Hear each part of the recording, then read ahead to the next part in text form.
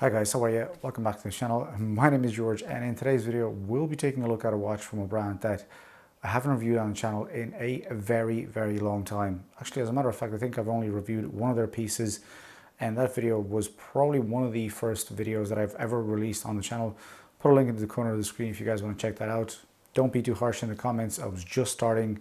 As a matter of fact, probably the first video, like I was saying. And that brand is Cadisen. They were on AliExpress long before the big brands, or should I say the more popular brands that we know today, like Pagani Design, Heimdallr, or Saint Martin.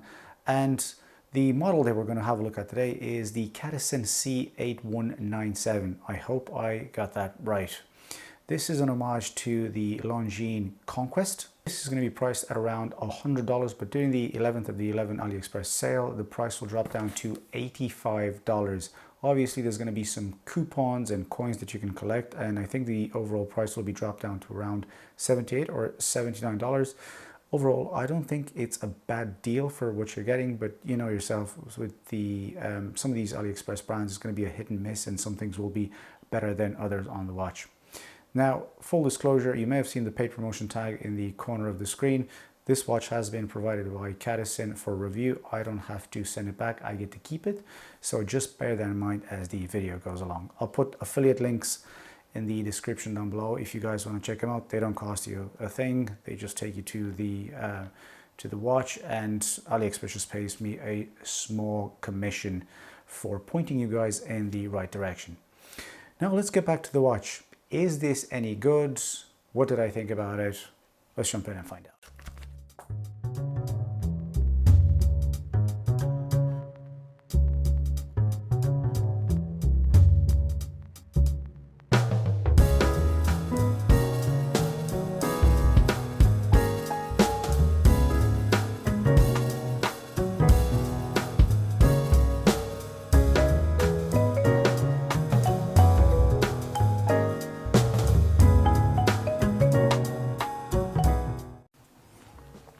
Thing is that recently we all started directing our attention towards the more expensive, more premium homages.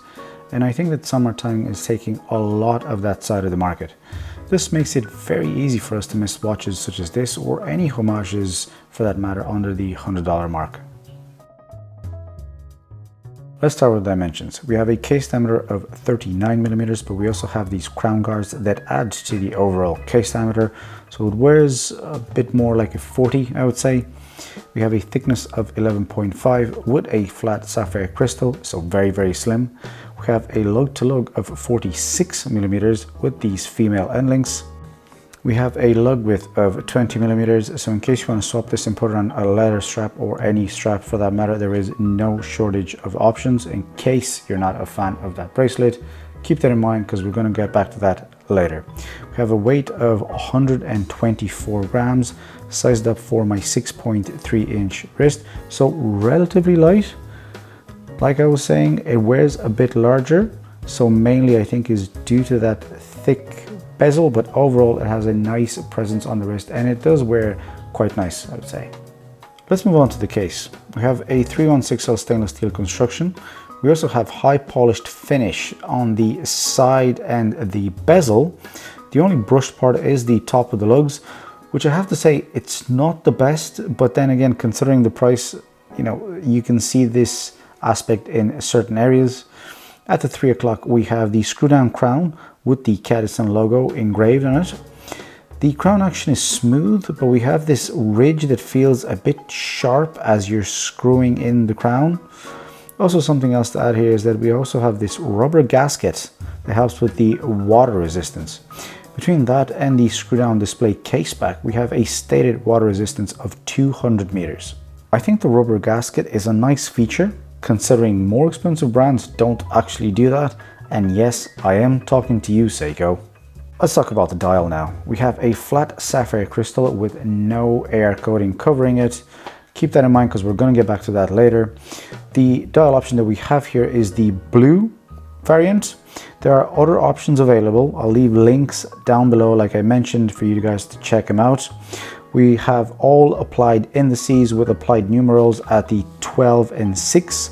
printed red minute track on the outside, and we also have some printing on the chapter ring in white. Last but not least, guys, at the 3 o'clock we also have a date window with a white date frame. Now, a couple of things to outline here before moving on.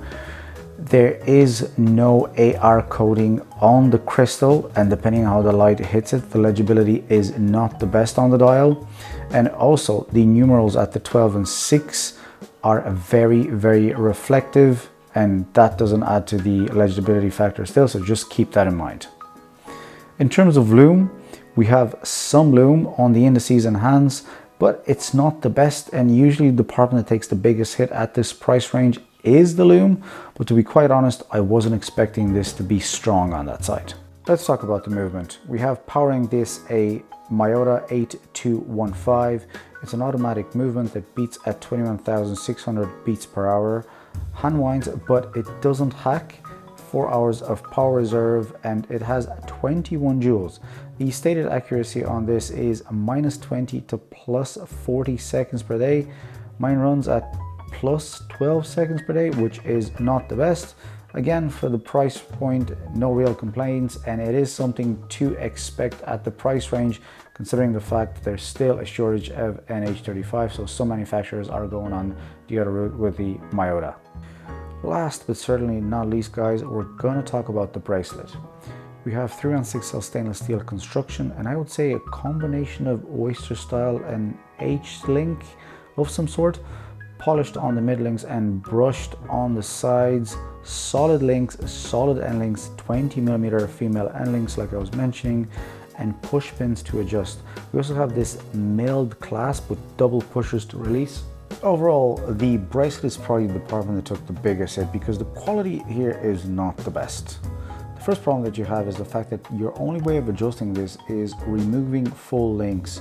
So the chances of you getting this to fit right are very, very small. And second, there are some sharp edges here and there, and the links don't fully articulate properly. But then again, given the price range, I am not surprised.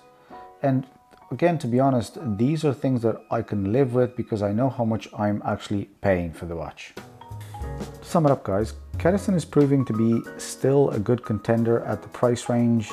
After all, Cadisen is the brand that gave us the best value for money watches at the time, the Cadisen C8197. And to be honest, they're still going strong under the $100 mark. I see this as being a solid candidate for a great daily beater. That was it for me, guys. I hope you enjoyed the review. Let me know in the comment section below what you think about Cadisen and what you think about the watch, about this particular watch.